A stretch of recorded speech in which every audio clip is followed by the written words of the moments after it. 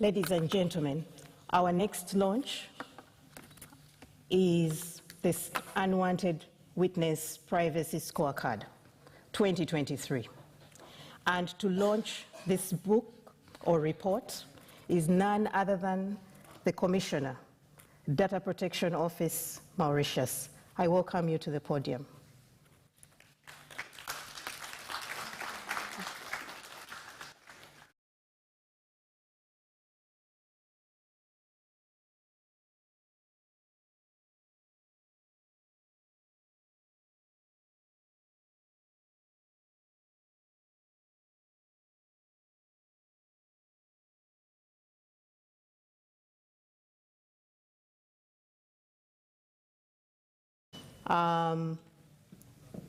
She will be joined on stage after her official launch.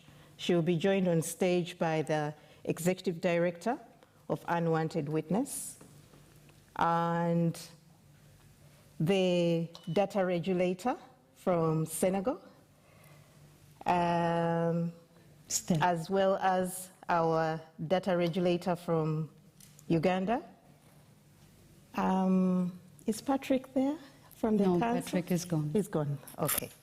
So,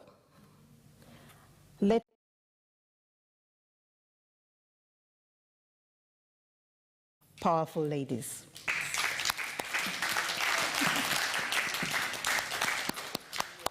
We can do better than that.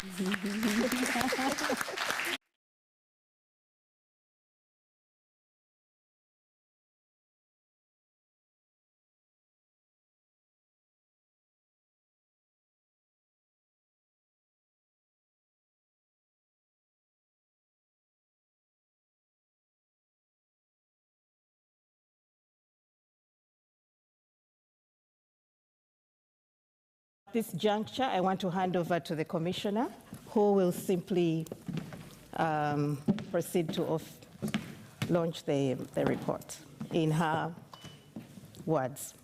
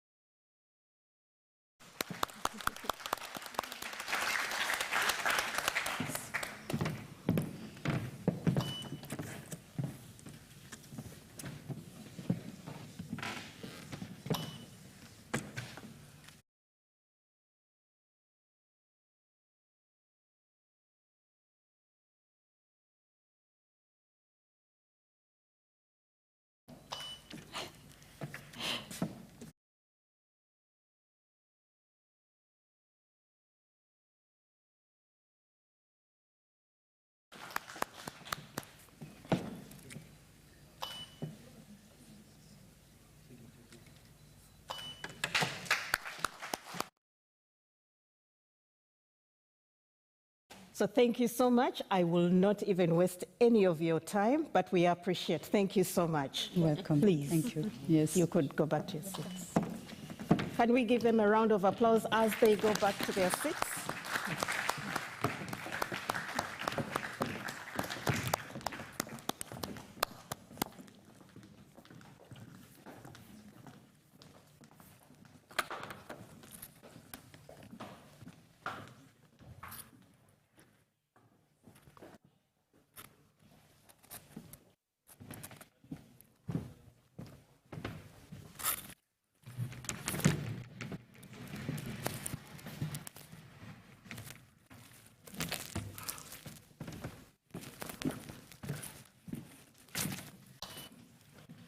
Ladies and gentlemen, so next I'll be giving you some highlights of this report that has just been launched by the Commissioner.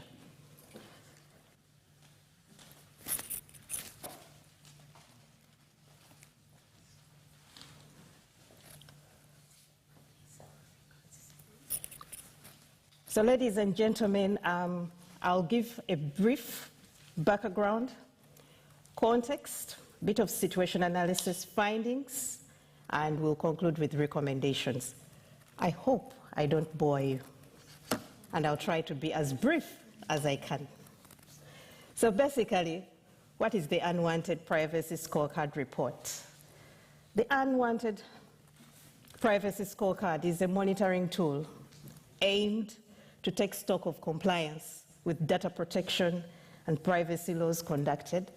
And this report is conducted, or this assessment is done annually. So this is not the first report, it's a continuation, and it's a build-up on what we were able to assess last year in 2022. So we continue to monitor compliance of data collectors, and this time around we expanded the scope to 4 countries compared to last year in 2020. So this year the scope covers 4 countries: Mauritius, Zimbabwe, Kenya, and Uganda. In 2022, compliance was assessed in 2 countries, that was Kenya and Uganda. But the report is growing. The assessment utilizes objectives and quantifiable parameters for analyzing the policies and practices of selected data collectors. The scorecard evaluates corporate privacy policies and practices every year against internationally accepted standards and national data protection laws. And this year, a total of 48 selected companies and organizations were evaluated. Also, in putting together this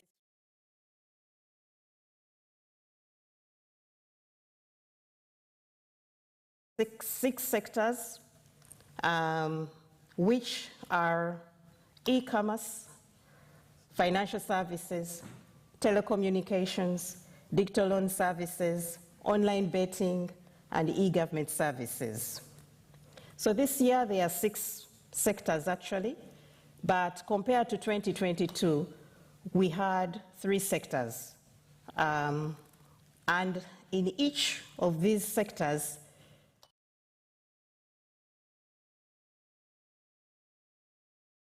two companies per sector. And this is done across the countries or the geographical area that is covered by the report. So the selection was across now 4 countries. And this is done against 6 indicators.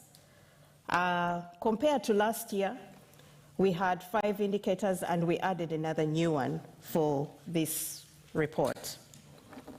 These indicators include the existence of an accessible and noticeable privacy policy, the principle of informed consent, data collection and third-party data transfers, practicing robust data security, accountability, and availability of internal redress mechanisms for data breaches. This one is the newest, and we hope that evaluation against this indicator would strengthen the interventions and capacities around receiving complaints for data breaches, and as well as resolving complaints that come.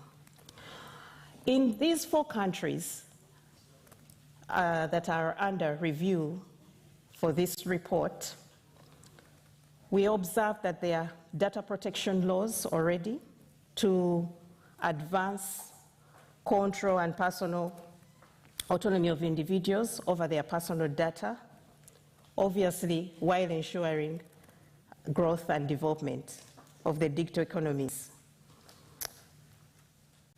The legislations are also observed as following acceptable international standards, modeled along precedents like the EU GDPR, with adaptations, obviously, to the country context. Largely all the legislation or the acts that are in place for data protection provide for collection, storage, and use of personal data, requiring explicit consent of the data subjects before collecting and processing their personal data.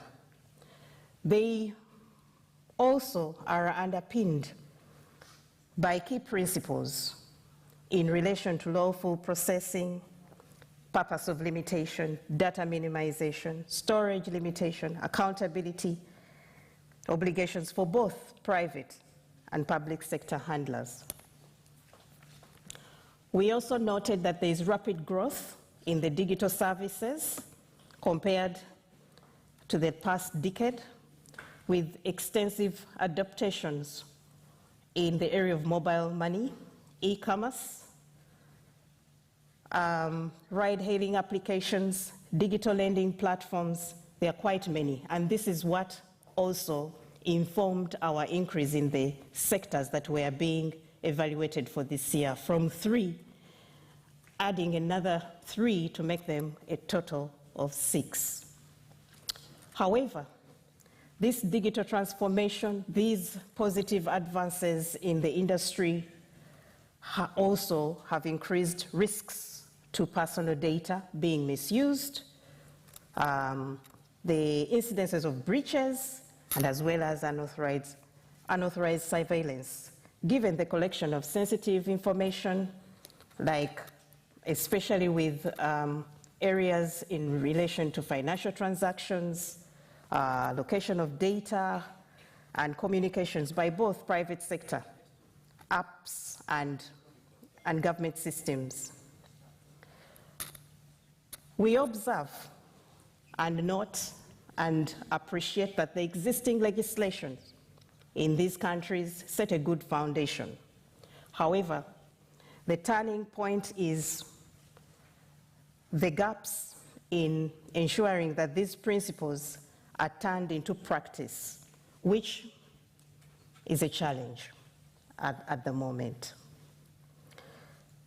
The practical implementation and enforcement of data protection laws and regulations in most of these countries is still young. It is just being grown, which is a good thing, because every journey starts from somewhere, isn't it? Yes. Okay. We also observed concerns around capacity and resources of, in the data protection offices in the different jurisdictions, low public awareness of data privacy rights, and the importance of safeguarding personal data is an ongoing issue. The absence of effective mechanisms for addressing data breaches.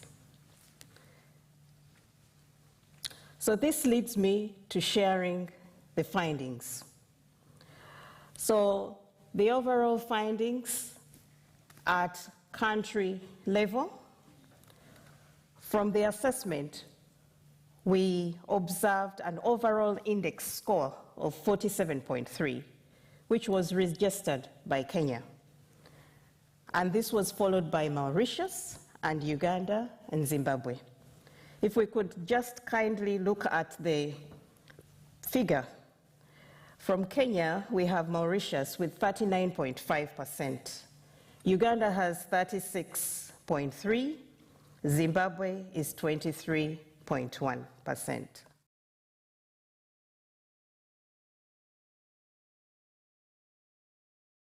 Level. The highest average score was 50.1%, and this was registered by e-commerce. And the lowest average score was 11.1%, which was registered by the e-government services. Other sectors following e-commerce as the highest, this was followed by digital loan services that had 44.9%, telecommunications that has 39.7%, financial services that has 39.7% as well. So this is a tie. So there's a tie between telecommunication and financial services over there. And then online betting has 33.8%, and then lastly is the e-government services. Ladies and gentlemen, also the assessment looked at the performance at indicator level. And at indicator level, the performance or the assessment was two-pronged, at country level and as well as sector level. So in terms of country level, we will begin with the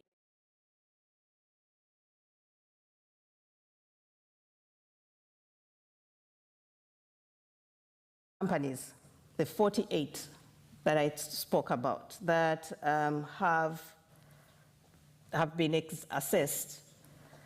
Against this indicator, the highest average score was 85.8, and this was registered by Kenya. This is now at country level. Performance at indicator level at country level. The lowest average score was 55, registered by Zimbabwe. The rest of the countries, from Kenya, this was followed by Uganda with a score of 77.5, Mauritius with 69.2, Zimbabwe with 55 as the lowest score. At sector level, in terms of this indicator, the highest average score was 100%. Shouldn't we clap for them?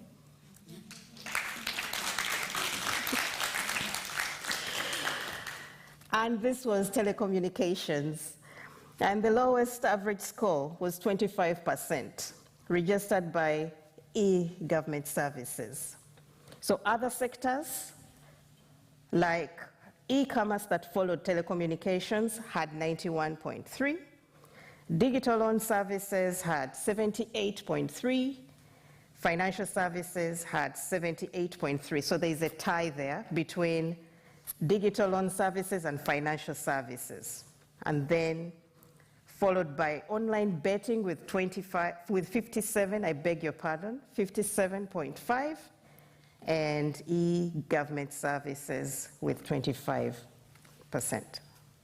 The next indicator was in regard to informed consent, and at country level, the highest average score was 59.4%, and this was registered by Kenya. And the lowest average score was 23.4%, registered by Zimbabwe. The other countries from Kenya was followed by Mauritius with 48, Uganda 41.5, Zimbabwe with 23.4. At sector level, the highest average score against this indicator was 61.9, registered by e-commerce. Lowest average score was 9.2%, registered by e-government services. Other sectors from e-commerce, digital loan services had 54, financial services had 48.1, telecommunications had 45.8, and online betting sector had 39.7. Ladies and gentlemen, in regard to the indicator on data collection and third-party data transfers,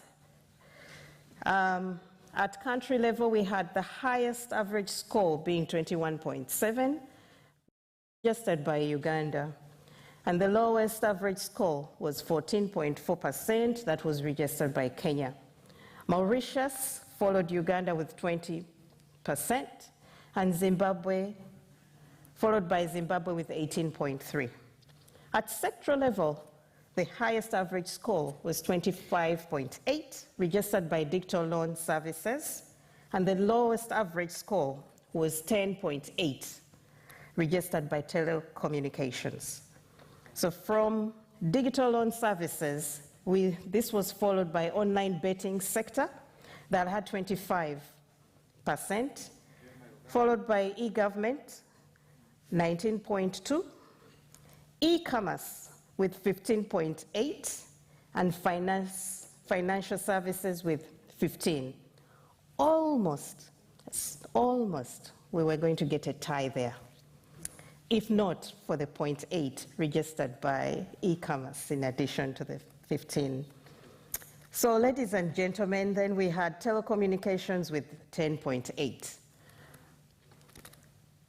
In regard to the indicator on practicing robust data security, at country level, the highest average score was 32.1%. That was registered by Mauritius.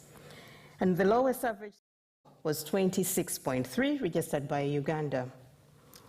Following Mauritius is Kenya with 30.8, and Zimbabwe 26.9, with Uganda registering 26.3. Now, you could see that was tight there as well, yeah? At sectoral level, we have the highest average score as 37.5, registered by financial services, and the lowest average score was 11.5, registered by e-government. Telecommunications followed financial services with 35.6, digital loan services with 34.6, e-commerce with 31.7, online betting with 23.1. In regard to the indicator on accountability, ladies and gentlemen, at country level, the highest average score was 8.3%. That was registered by Uganda. The lowest average score was 0%, registered by Kenya, Mauritius, and Zimbabwe. At sectoral level, the highest average score was 12.5, registered by telecommunications, and the rest, and which was the lowest, is 0 in all the sectors. Internal redress mechanisms for data breaches, which is the newest kid on the block. At country level, the highest average score was 25%, registered by Kenya. The lowest average score was 0. Following Kenya was Mauritius with 8.3%, and a tie with Uganda also registering 8.3.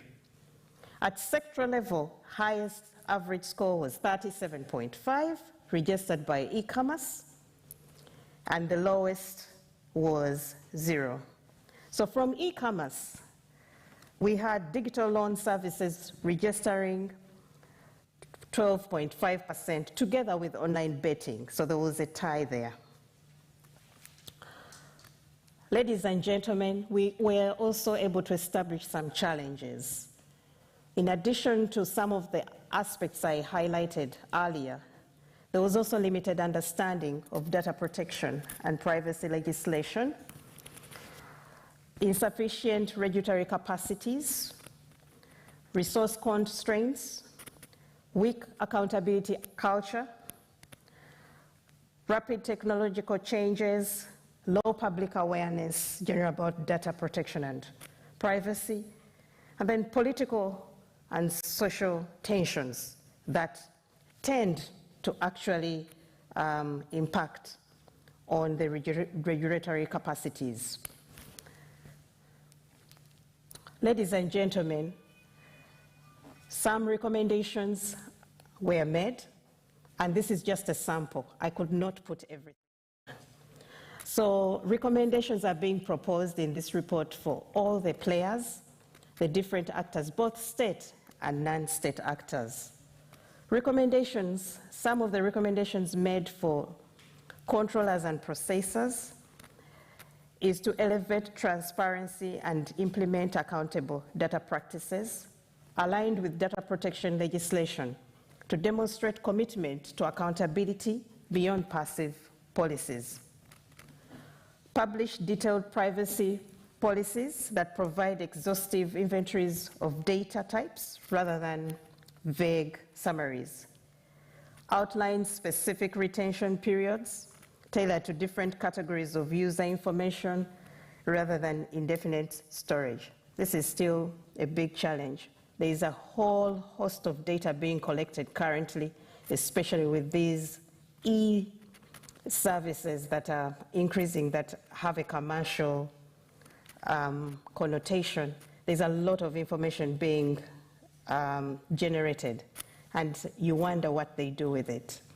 And we usually are so quick to click because we are only thinking about the transaction, what I'm going to get, how easy it is because you're doing it in the comfort of your home, and voila, your data is stored without end. Then also a recommendation to undertake periodic data protection, impact assessment to continuously evaluate their privacy risks and harms. We are yet to see more work around impact assessments being conducted, both, but especially for the different companies before they actually get into any transactions that they make. In terms of data protection regulators, to proactively undertake privacy sweep assessments of organizations across sectors, to audit their publicly posted policies and visible practices against applicable transparency requirements.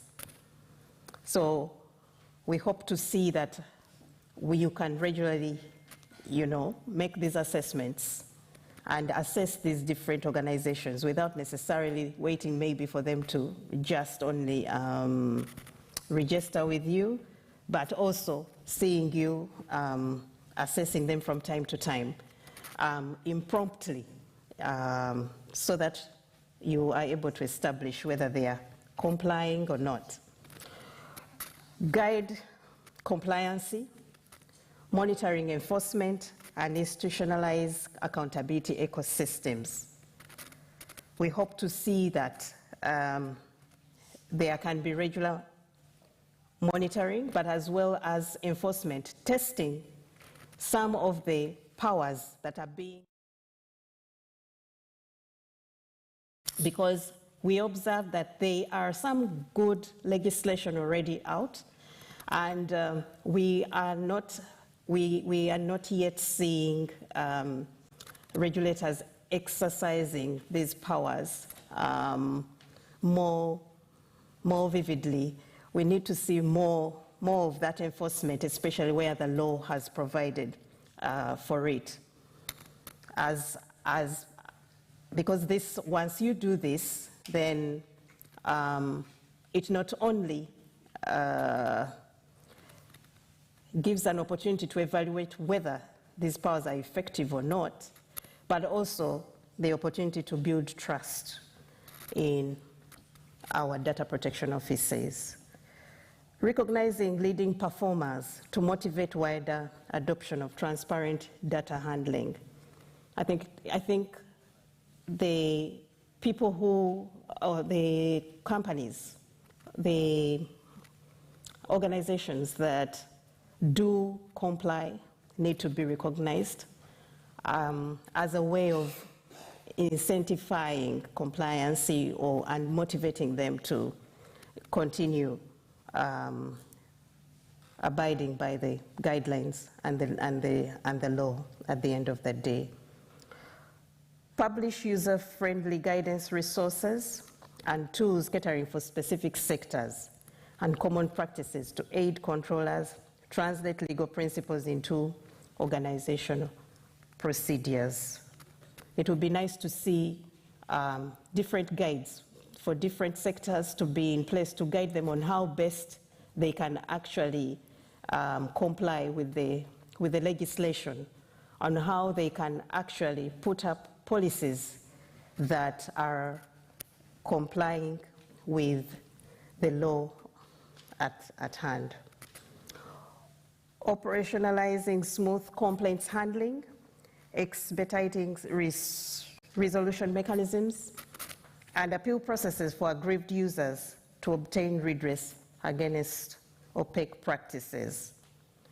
From the report, we observed that Kenya, up until February this year, had registered about 400 cases, and out of the 400 cases, 200 had been resolved. This is a good step in the right direction. We also had some information coming out from the discussions with the regulators that are in the House in terms of the things that they are doing around redress mechanisms. In Uganda, currently we have petitions already that have been presented to the Data Protection Office, and these have been well received and they are ongoing for resolution. Policy. Additional legislation to articulate and enforce consumer rights in the digital economy for users to hold companies, organizations accountable in case of irresponsible data collection or misuse. Ladies and gentlemen, apart from this, we hope that also the policymakers here can actually think about strengthening some of already the available legislation, especially for those that do not, for example, have strong sections, strong provisions on redress mechanisms, for example, independence of the data protection offices, as well as even possible considerations around empowering our data protection offices with the component on a tribunal, such that they can literally take on cases and mediate them, prosecute them in that manner. And where there is dissatisfaction, the leeway to then proceed to the courts of law. Incorporate rights, literacy, and skills building on data protection in education curriculum, in tertiary schools, universities, professional training programs, so that we can build the capacities for users and be able to facilitate informed consent before people release data. Technology service providers. We have a recommendation for them to uphold transparency as an integral part to technical architectures rather than an aftermath thought. So in the design of the different techs, it will be good to see the aspect of transparency being built into the programs that are being sold out there, instead of waiting to have these programs or this tech on market and then the users at the end of the day start struggling, or the processors or the controllers start struggling with them to meet compliance requirements. Pre-configure tools with strong access controls, encryption, anonymization, compliance dashboards, and consent mechanisms are other things that the technology service providers should also consider. Users and data subjects, we recommend that they should exercise vigilance and activeness regarding how their personal information is handled. We encourage data users, data subjects to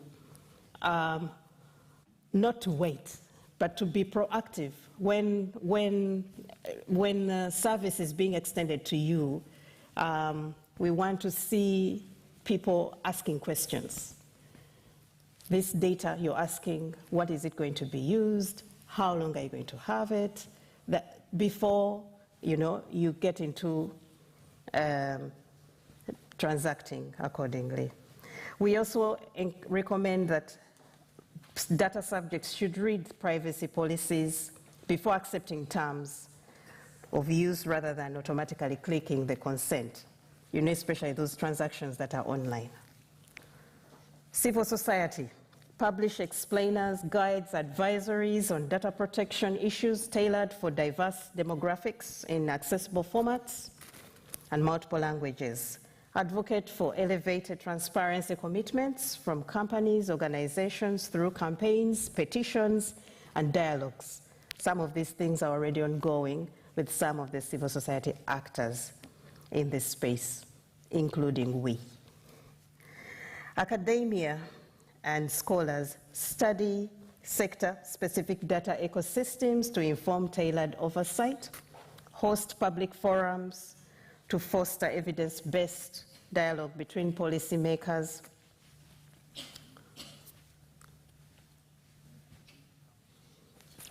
ladies and gentlemen, with that, I come to the end of my brief about the report. I thank you for your good listening-ship. You've also been a very good audience during the 3 days of the 5th Privacy Symposium Africa. Ladies and gentlemen, at this juncture, we come to the end of the symposium. I thank you so much.